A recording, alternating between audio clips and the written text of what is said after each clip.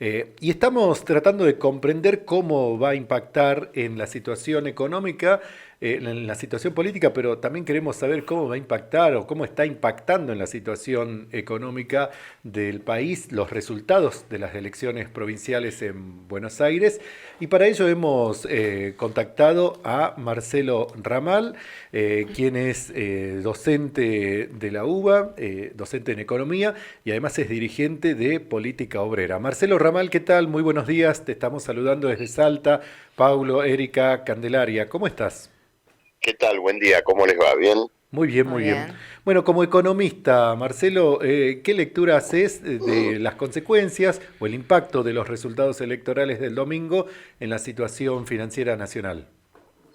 Bueno, yo lo primero que me preguntaría es si esa situación financiera es consecuencia o es causa de la derrota De los electoral. resultados, sí. Claro, porque no vamos a pensar ahora que la elección del domingo, bueno, precipita o desencadena un determinado desmoronamiento financiero, cambiario, industrial, que ya estaba completamente instalado antes de la elección. Exacto, La exacto. elección más bien es una manifestación más de esa crisis.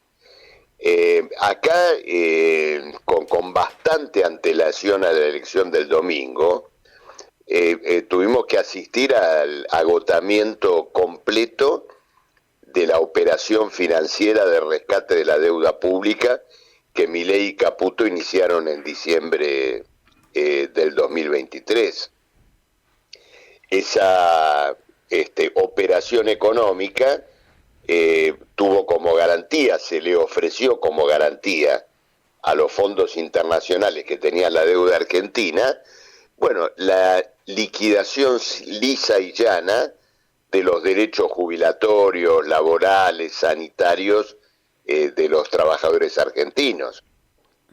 Cuando a comienzos del gobierno de Milei se realizó en Estados Unidos un simposio de banqueros, uno de ellos recomendó invertir en bonos argentinos porque el gobierno acababa de liquidar el poder adquisitivo de las jubilaciones en un 30%, cosa que presentó como un mérito, una demostración de hasta dónde estaba dispuesto a llegar Claro. el gobierno de Milei en un respaldo de las operaciones de deuda.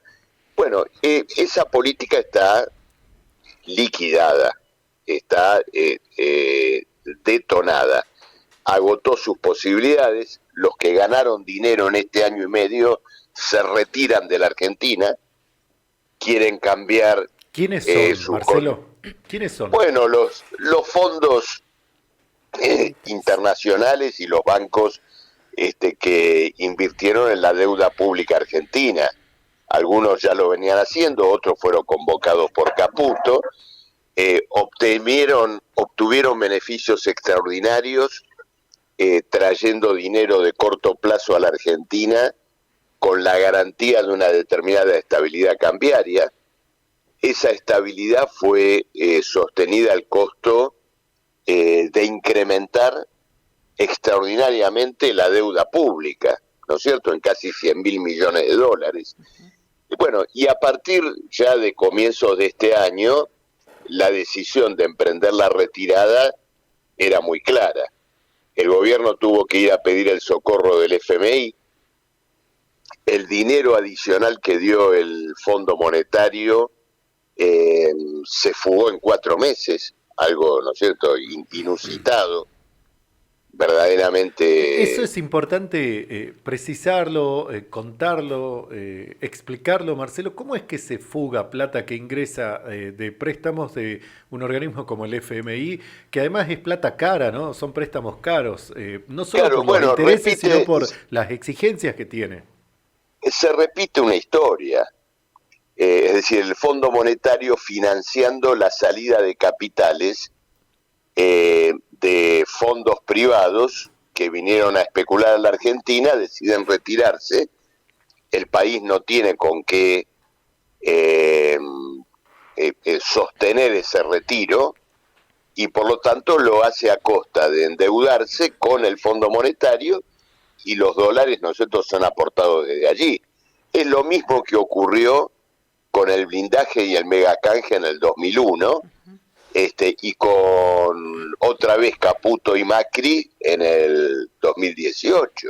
Claro. ¿No es cierto? Es una historia conocida. Entonces, ese proceso se agotó con el agravante que Argentina enfrenta ya el año que viene vencimientos de deuda muy elevados que vienen de la refinanciación, la reestructuración armada por Martín Guzmán en la época de Alberto y Cristina Fernández, y que agravan claramente este escenario. Entonces, hoy estamos en el momento de la retirada. El gobierno la intentó frenar, o la está intentando frenar, ofreciendo intereses fabulosos, ¿no es cierto?, para los que decidan quedarse en el mercado en pesos en la Argentina. Esos intereses fabulosos han paralizado el giro económico, industrial y comercial, por el cual, bueno, hoy digamos, la economía argentina está en una suerte de estado catatónico. El cordón industrial que va desde el sur de Santa Fe hasta Campana está semi paralizado, con fábricas llevando adelante suspensiones, despidos de trabajadores, reducciones salariales. Entonces, si alguien piensa que esto no es un escenario suficiente como para precipitar una derrota electoral, bueno, no vamos a decir ahora que estaba todo bien y que, bueno, vino imprevisto el día domingo y ahora subió el dólar, ¿no es cierto? Evidentemente no es así. La suba del dólar se presenta como una corrida de la banda de flotación, pero eso no es más que una devaluación, ¿no? En otros términos se la plantea, pero significa lo mismo y posiblemente o seguramente va a tener el mismo impacto que todas las otras devaluaciones a lo largo de la historia. Sí, sí, claro. Ahora vamos digamos, a la caída del último ícono que exhibía Milei, que era de la inflación del 1,5 o 2% mensual. ¿No es cierto? Que indudablemente se va a modificar con este salto, ¿no es cierto?, que se está produciendo en el dólar. Y bueno, y luego hay una suerte de cuenta regresiva en este punto, porque nadie sabe muy bien qué hacer con este retiro de capitales que ya no tiene financiamiento, porque los recursos se agotan, el Tesoro tiene muy pocos dólares para venderlos y enfrentar la corrida. Sí. Y bueno, lo que va a tener que hacer a renglón siguiente el gobierno es empezar a liquidar reservas del Banco Central de alguna manera para poder afrontar la demanda de dólares, hasta que sobrevenga una devaluación y una crisis política. Sí. Porque el desmoronamiento de este esquema económico es el desmoronamiento del gobierno, digámoslo claramente. Marcelo, ¿y cuáles serían las alternativas que hay para esta refinanciación? Bueno, ocurre lo siguiente: una refinanciación de la deuda es simplemente la reiteración, ¿no es cierto?, de toda la historia que ya hemos tenido en la Argentina a lo largo de décadas. Es decir, sería un programa, entre comillas, de estabilización sobre la base de un nuevo sacrificio social, el compromiso de, digamos, estirar vencimientos a costa de comprometer los recursos de los futuros presupuestos nacionales para pagar los intereses de deuda. Sí. Bueno, una historia, ¿no es cierto?, que ya es suficientemente conocida. La Argentina no tiene ninguna salida a esta crisis si no termina con la sangría de la deuda pública, que además es digamos, una operación de completa estafa, de características de usura claramente articulada y organizada, porque la deuda no representa ningún activo que la Argentina haya comprado a cambio de ella, es simplemente la capitalización de intereses que en su momento quedaron impagos, que refuerzan un capital que a su vez genera nuevos intereses y que se constituye como una suerte de obligación sobre los futuros presupuestos del país. Esto funciona de este modo mundialmente.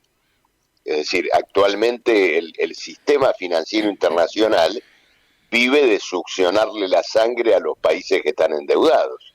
Esta es la realidad. Hoy esa deuda y esa sangría financia una guerra internacional, ¿no es cierto? La plata que se le saca a los jubilados argentinos es la que los fondos internacionales le prestan al gobierno norteamericano y a los gobiernos de la Unión Europea para hunrearle. Marcelo... Entonces, si no somos conscientes de esta situación en un plano más estratégico, Sí. bueno, vamos simplemente nosotros a reiterar una historia. Los partidos que Sí. ganan, el partido que ganó la elección el domingo no tiene una salida alternativa a esta crisis, no la tiene. Marcelo, ¿qué fuentes de financiamientos tiene el gobierno? Digo porque el ajuste ya se hizo, el préstamo del FMI se fugó y sin embargo necesita financiamiento. ¿Y dónde lo va a encontrar o dónde pretende encontrarlo? Bueno, el financiamiento en los términos que el gobierno lo pretende está cada vez más difícil. Por eso sube el riesgo país. ¿No es cierto? La suba del riesgo país lo que indica al nivel que está actualmente, ¿no es cierto? Por arriba de los 1.000 puntos, que Argentina no tiene financiamiento.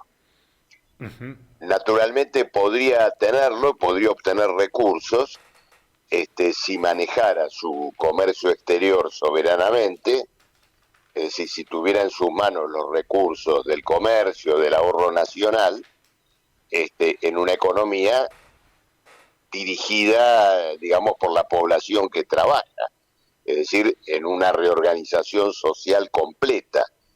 En los actuales términos carece de completa salida y de financiamiento, con la carga, con la mochila de la deuda pública que tiene sobre sus espaldas, no sobre las espaldas de Milei ni de Karina Milei, sobre nuestras espaldas, ¿no es cierto? Sobre los que tenemos que afrontar cotidianamente esta hipoteca.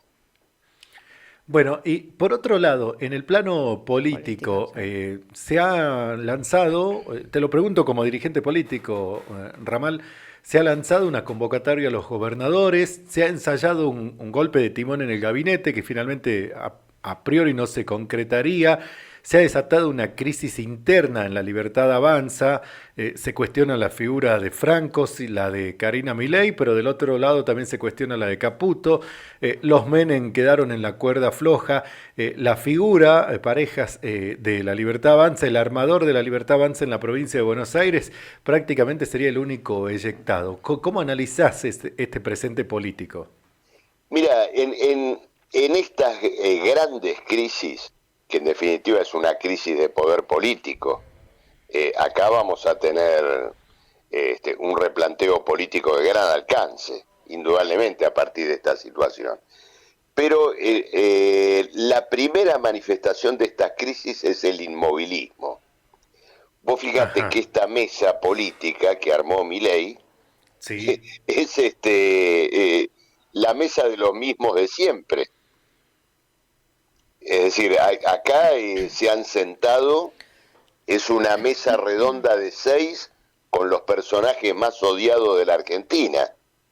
entre Karina Milei y Patricia Bullrich podían formar una pareja de truco, ¿no es cierto?, para competir en torneos, y veremos si en algún lugar las dejan inscribirse. Es lo mismo, es decir, han sentado a la mesa a los responsables de todo este derrumbe. Luego lo de los gobernadores está condicionado a que haya ahí una corriente de recursos. Si no los hay, mucho menos en víspera de las elecciones, los gobernadores no van a ser solidarios con un gobierno que políticamente está en ruinas. Entonces, el gobierno va a abrir mano de la obra pública, le va a dar a Sáenz la ruta que está reclamando para las mineras. Está reclamando, si sí. le da el dinero, crea una zozobra en la garantía de pago de la deuda. Claro.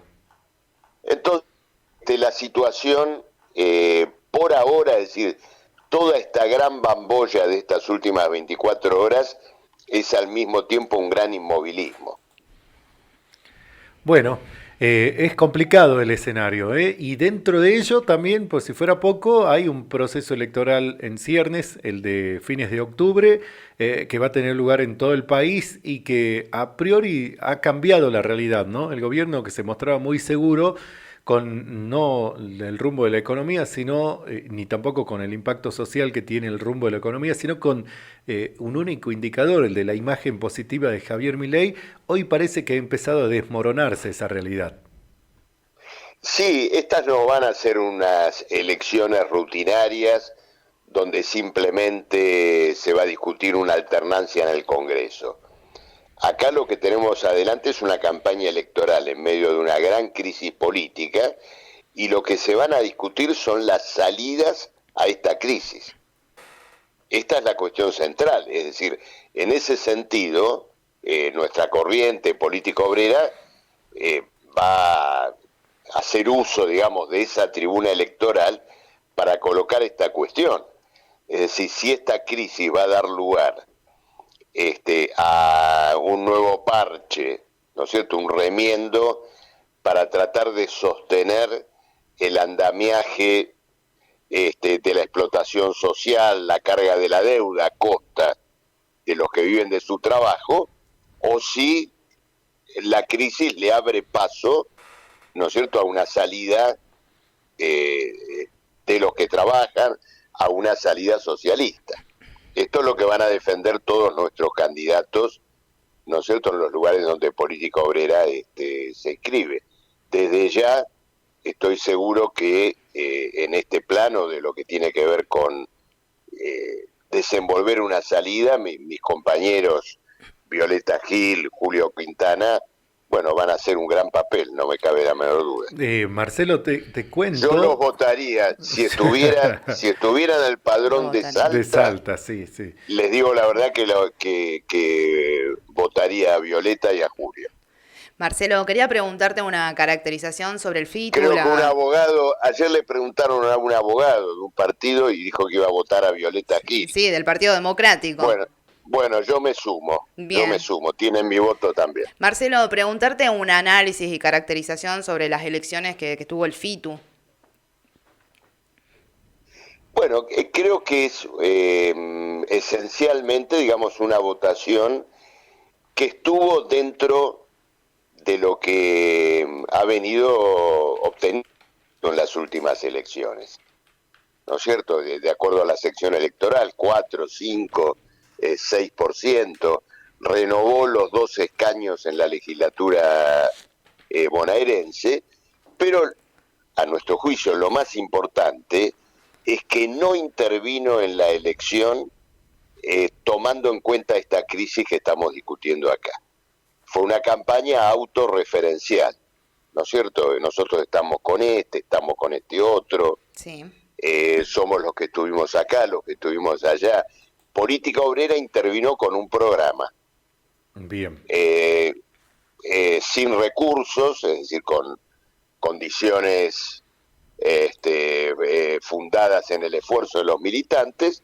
Bueno, duplicamos la elección que habíamos tenido en el 2023, Sí, lo cual además es un mérito mayor porque eh, cayó el número de votantes, ¿no es cierto?, apreciablemente. sí, Entonces, con un menor número de votantes tuvimos, sin embargo, digamos, una votación superior, y lo más importante de eso es que logramos acercar, integrar, ¿no es cierto?, a la lucha de la militancia política a muchos trabajadores que primero, bueno, intervinieron en las listas y luego desplegaron una acción durante la campaña. Marcelo, te quería contar, para precisar, porque incluso después de lo que escuché, seguramente vas a entender que es más grave aún lo que está ocurriendo en Salta, que el reclamo del gobernador Sáenz a Milei o al gobierno nacional por la reparación de la ruta no es la ruta de las mineras, es la ruta 934, conocida como Ruta de la Muerte aquí en Salta, que es una suerte Ah, de perdón. columna vertebral del sur al norte de Salta. Sí, la Ruta Nacional 51, que es la ruta de la Puna, que tiene salida a Chile, es la que efectivamente, digamos, también es competencia su mantenimiento y su pavimentación de nación, pero no, el gobierno lisa y llanamente se desentendió de esa obra y eso generó que la provincia tome un nuevo endeudamiento en dólares, por 100 millones de dólares, para costear los Así trabajos de es, mantenimiento. sí. Es decir que claro. no hay reclamo a nación para la ruta de las mineras, sí para la otra ruta que es, insisto, de muchísima circulación, es la columna vertebral, conecta el sur de Salta con Bolivia, con el norte, con el punto extremo Claro, norte. sí, sí. Ujú. Bueno, nosotros en este punto en Salta nos hemos expedido sobre esto. Si se va a hacer o se va a reparar una ruta que tiene como objetivo fundamental el movimiento logístico de las mineras, bueno, tiene que ser financiado con el aporte de las mineras, no puede ser transferido a los contribuyentes. Claro, claro que sí. Bueno, ha sido un gusto conversar con vos, Marcelo. Gracias a ustedes, les mando un abrazo. Un abrazo. Hasta luego. Adiós.